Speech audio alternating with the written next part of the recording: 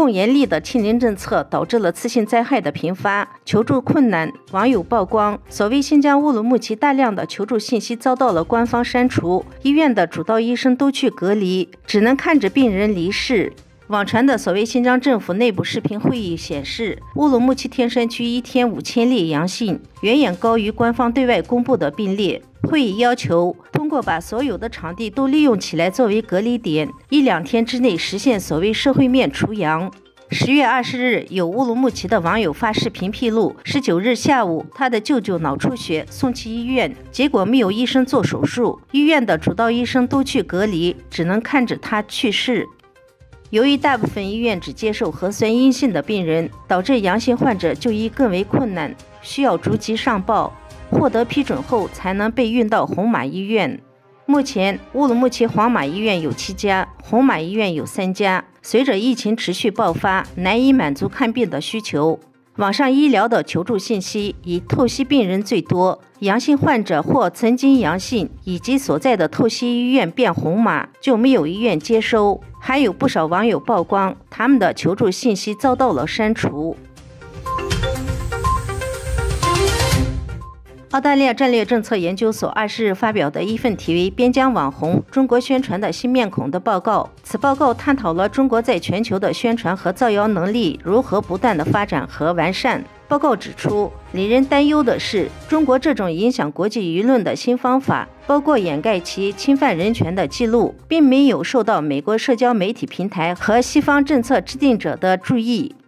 这份报告调查了18个热门 YouTube 账号发布的大约1700个视频，主要发布积极的生活方式，体现边疆地区的幸福和稳定。一些视频攻击批评中共的西方人士。研究者认为，报告中考察的大多数年轻的女性维吾尔族、藏族和其他民族影响者来说，在西方社交媒体平台上如此活跃是非常不寻常的，而且通常会充满危险。但是，正如报告所揭示的，边疆影响者都是经过仔细审查，被认为是政治上可靠的。他们创作的内容在 YouTube 上发布之前，会通过自我审查和国内视频平台的监督进行严格限制。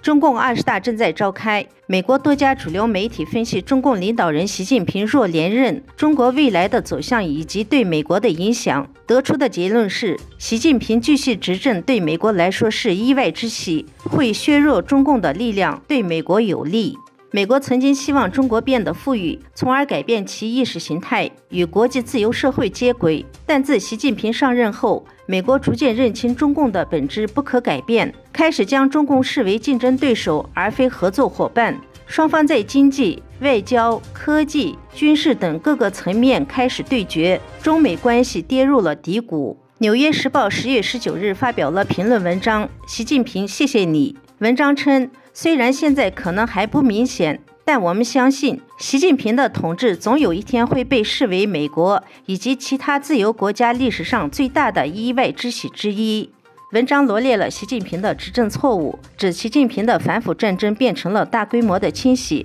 在所谓新疆的镇压堪比苏联的古拉格，经济改革让效率低的国有企业重新成为主导者，中共的黑客攻击和窃取知识产权政策使华为等中国品牌在西方大部分地区让人敬而远之。清零政策有时将中国大都市变成了无法居住的露天监狱，而中国在外交上的霸凌，成功地鼓励了日本重整军备，并鼓励拜登承诺美国将为台湾而战。